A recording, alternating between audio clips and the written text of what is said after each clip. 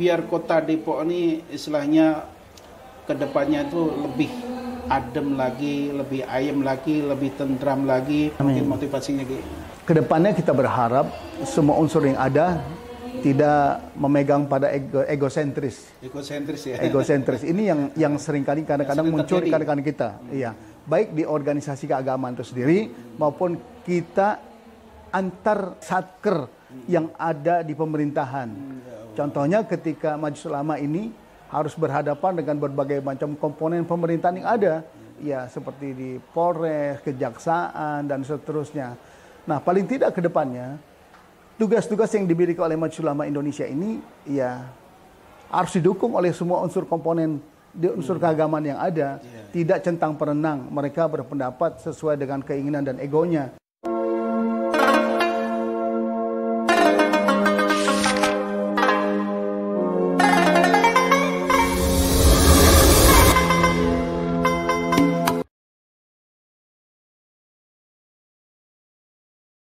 Assalamualaikum warahmatullahi wabarakatuh. Waalaikumsalam warahmatullahi wabarakatuh. Alhamdulillah, terima kasih pemirsa sudah menyempatkan diri untuk melihat podcast dari Majelis Ulama Indonesia Kota Depok. Episode yang kedua insya Allah kita akan hadirkan yaitu narasumber dari ulama, yaitu Dr. Kiai Haji I.I. Nasyari Muhammad. Assalamualaikum Kiai. Assalamualaikum warahmatullahi wabarakatuh. Alhamdulillah sehat walafiat berkat doanya. Baik, pemirsa yang Allah muliakan, insya Allah podcast kita pada hari ini akan menyajikan satu tema, yaitu peran ulama untuk kemajuan Kota Depok. Ya. Insya Allah nanti akan disampaikan langsung dari narasumber kita, ya Dr. Kiai Haji Nasyari Muhammad. Bismillahirrahmanirrahim. Assalamualaikum warahmatullahi wabarakatuh. Assalamualaikum. Alhamdulillah wassalatu wassalamu ala rasulillah la hawla wa la quwata illa billah. Alhamdulillah, hari ini saya diundang ke ruang podcast Majelis Ulama Indonesia Kota Depok. Salah satunya adalah dalam rangka kita mensiarkan dakwah Islam di tengah masyarakat Kota Depok. Perkenalkan, saya nama Nasri Muhammad dan ditugaskan sebagai salah seorang ketua di Majelis Ulama Indonesia Kota Depok untuk periode 5 tahun ke depan. Mohon doanya dari masyarakat yang ada di Kota Depok, semoga Majelis Ulama Indonesia yang ada di Kota Depok ini terus bisa berkarya, memberikan pelayanan kepada masyarakat dan bisa membimbing masyarakat menuju jalan ridhonya Allah Subhanahu wa taala. Terima kasih. Terima kasih. Ya, peran ulama untuk kemajuan Kota Depok. Ya, ini peran ulama untuk kemajuan Kota Depok kira-kira seperti apa sih, Kiai? Bisa jelaskan? Ya. Terinspirasi dari kata-kata atau qaulnya ulama, hubbul watan minal iman. Cinta tanah air adalah bagian daripada iman. Jika tanah air kita kondusif, wilayah kita baik, dan kemudian masyarakatnya juga sama-sama bisa bergotong royong untuk membangun daerahnya, maka ini adalah merupakan bagian yang gak terpisahkan daripada syariat agama. Islam diturunkan dalam rangka menyongsong agar umat menjadi bahagia sesuai dengan maqasid syariah.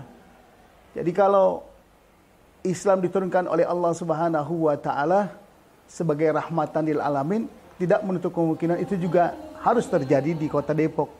Karena kalau kita semuanya guyup bersama, jalan bersama, berpikir bersama, memecahkan berbagai persoalan yang kita hadapi di wilayah Kota Depok, saya yakin bahwa apa yang menjadi tujuan kita bersama, baik pemerintah maupun ulamanya dan juga kepada umatnya, tujuan yang kita akan capai, Depok menjadi kota yang maju akan bisa tercapai. Amin, amin, amin. Jadi artinya kita memang antara Majelis Ulama Indonesia Kota Depok dengan pemerintah Kota Depok itu memang harus berkolaborasi dengan baik ya, Ki? Betul, ya? betul. Harus saling mengisi intinya begitu ya. Ya, betul. Apabila ada sesuatu yang kurang berkenan dalam satu pihak itu mungkin yang utama adalah dengan musyawarahkan gitu betul. Ya. Konkretnya seperti apa ya langkah-langkah dari Majelis Ulama Indonesia Kota Depok itu untuk menyikapi bagaimana biar Kota Depok itu kondusif, kemudian bisa akur, bisa adem, bisa ayam, sokol-sokol semua jadi tentram gitu, Ki. Agar orang bisa bermobilisasi dengan baik, maka Allah turunkan berbagai macam persoalan kehidupan. Baik kehidupan di dalam keluarga, kehidupan di dalam milieu kita dalam bersosialisasi di tengah masyarakat, dan kita berbangsa dan bernegara. Di Depok ini baru saja terpilih wali kota baru, yang kita juga berharap semoga saja dengan wali kota yang sekarang ini kita doakan bersama, semoga apa yang menjadi cita-cita wali kota sekarang dan juga masyarakat akan bisa tercapai. Amin. Permasalahan yang ada di kota Depok ini adalah permasalahan kita bersama, termasuk masalah-masalah yang terkait dengan bagaimana menciptakan suasana yang kondusif, bagaimana bisa memajukan masyarakat ke arah yang lebih baik. Permasalahan-permasalahan ini nggak mungkin ditangani sendiri oleh pemerintah.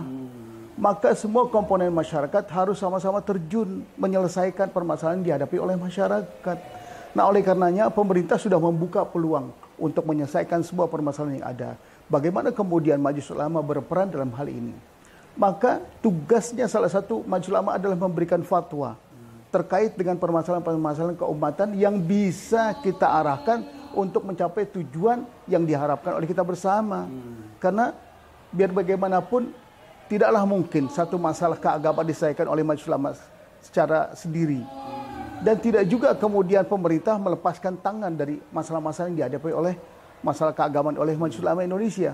Semuanya kita urung rebuk. Itulah yang kata Allah di dalam Al-Quran, innamal mu'minuna ikhwatun fa'aslihu baina akhwaikum wattaqullah. Itu yang disampaikan oleh Allah. Jadi kalau ada permasalahan yang timbul, urung rembuk itu, musyawarah itu adalah merupakan solusi yang terbaik. Wasyawirhum fil amri fa idza azamta fatawakkal 'ala Allah. Jadi kalau ada permasalahan, musyawarah itu adalah bagian yang terpenting untuk bisa kita pecahkan bermasyarakat. Semua komponen masyarakat sudah bergerak sesuai dengan fungsinya, sesuai dengan tupoksinya. Kepolisian berperan dalam rangka mengamankan situasi kondisi masyarakat yang ada di lingkungan. Pemerintah dalam hal ini, wali kota dan seluruh jajarannya adalah memberikan berbagai macam regulasinya untuk bisa menyelesaikan juga masalah-masalah keumatan, masalah-masalah kebangsaan, masalah masyarakat. Dan Majelis Ulama Indonesia, dan di situ ada pakarnya, ada keulamaan, ada tokoh-tokoh kemasyarakatan kumpul menjadi satu. Itu salah satunya adalah sama kita untuk menyelesaikan persoalan yang terjadi di tengah masyarakat. Yang orientasinya sama adalah bagaimana kondusivitas, bagaimana kesuksesan bersama ini bisa kita raih. Karena saya yakin bahwa visi dan misi Kota Depok adalah visinya sama-sama punya tujuan, yaitu dalam rangka memajukan, mencerdaskan kehidupan masyarakatnya. Masyarakat miskin bisa dibantu untuk mencari solusi jalan keluarnya. Kemudian anak-anak yang terbengkalai di tengah jalan juga. Dan ini harus diadopsi oleh pemerintah untuk diambil langkah konkret ke depannya untuk bisa mereka keluar daripada jeratan-jeratan kesulitan di dalam hidupnya.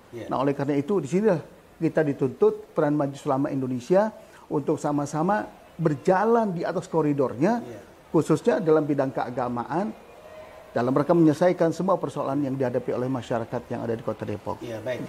Di samping itu kan Majelis Ulama Indonesia, para ulama sendiri kan memang mengayomin ya semua umat ya tidak pernah pilih kasih dalam satu golongan kan gitu ya. Nah, realnya seperti apa biar itu semua merasa terayomin gitu ya? Iya. Majelis Ulama Indonesia adalah rumah besarnya umat Islam. Karenanya sebagaimana kita pahami bersama bahwa konteks keberagamaan yang kita miliki sekarang sudah tertampung semuanya di Majelis Ulama Indonesia, khususnya di Kota Depok, dari berbagai unsur organisasi yang ada. Karena mereka sama-sama setelah mereka diundangkan dalam sebuah lembaga negara, mereka diakui oleh negara sebagai sebuah lembaga organisasi keagamaan, maka rumah mereka adalah di Majelis Ulama Indonesia. Mereka diberikan porsi oleh Majelis Ulama Indonesia untuk sama-sama memikirkan ke depannya bagaimana kemudian kita bisa urung rebuk sama-sama, kita bisa menyatukan visi dan misi kita. Kemudian kita juga bagaimana kita juga punya orientasi ke depan untuk bisa mensejahterakan masyarakat melalui pemikiran. Mungkin jalurnya jalur intelektual yang kita miliki, jalur keagamaan yang kita yakini. Nah, dengan itulah kemudian kita sama-sama berjalan di atas koridor yang sudah ditentukan oleh agama dan juga sudah ditentukan oleh pemerintah Republik Indonesia. Baik. Artinya berarti karena kita membawa semua ormas juga yang ada di Kota Depok, khususnya ormas Islam itu artinya perlunya kita bersinergi ya untuk memecahkan segala suatu permasalahan sehingga Kota Depok itu benar-benar jadi adem kan begitu ya ya. Kelihatannya bagaimana ya Mama, sekarang ada satu gejolak di Kota Depok walaupun sekarang sudah ada polisi bergerak. Tentu Majelis Ulama Indonesia dengan perannya ulama sendiri ikut serta bergerak. Konkretnya seperti apa Ki?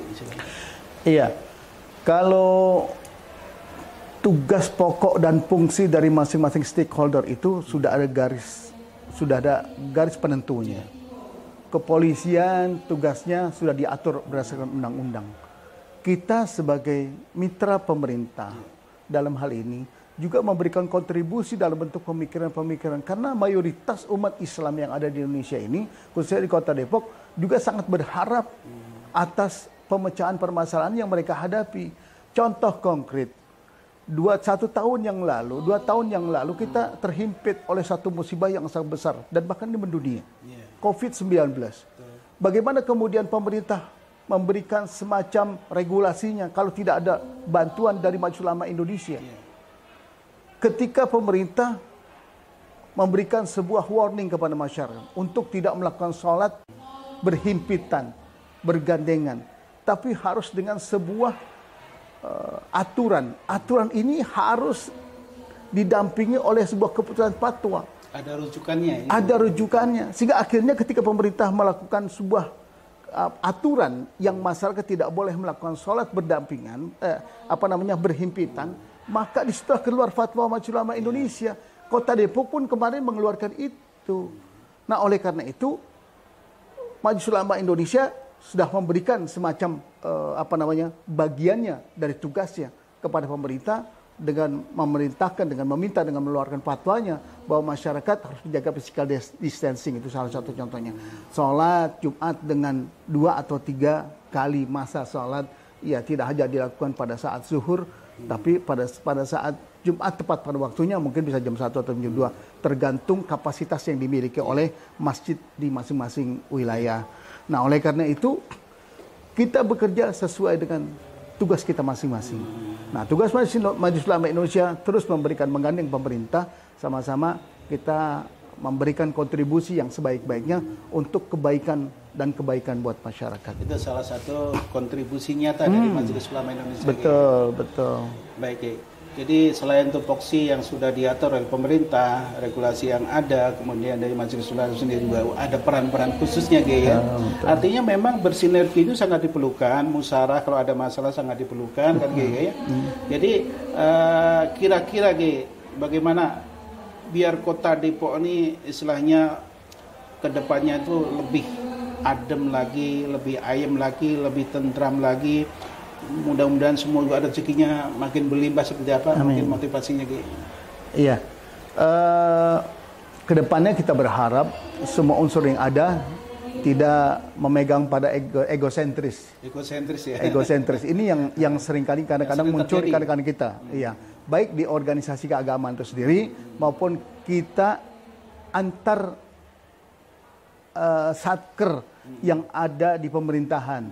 Contohnya ketika Majelis Ulama ini harus berhadapan dengan berbagai macam komponen pemerintahan yang ada, ya seperti di Polres, Kejaksaan dan seterusnya. Nah, paling tidak ke depannya tugas-tugas yang dimiliki oleh Majelis Ulama Indonesia ini ya harus didukung oleh semua unsur komponen di unsur keagamaan yang ada.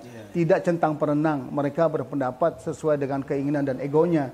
Tapi bagaimana kemudian mereka juga berperan aktif memberikan sumbangsih pemikiran dalam bentuk kontribusi kepada Majelis Ulama Indonesia yang kemudian Majelis Ulama ini kemudian berkolaborasi menyelesaikan menjadi solving problem supaya nanti pada waktunya kita akan serahkan kepada pemerintah, dalam hal ini pemerintah Depok, untuk segera diberikan solusinya kepada masyarakat agar terjadi apa yang diharapkan oleh kita, Kota Depok menjadi baldatun thayyibatun wa rabbun ghafur. Itu yang kita inginkan ke depannya. Hari ini kita sudah banyak penjelasan dari narasumber kita. Atas perhatiannya, kurang lebihnya mohon maaf lahir batin. Assalamualaikum warahmatullahi wabarakatuh.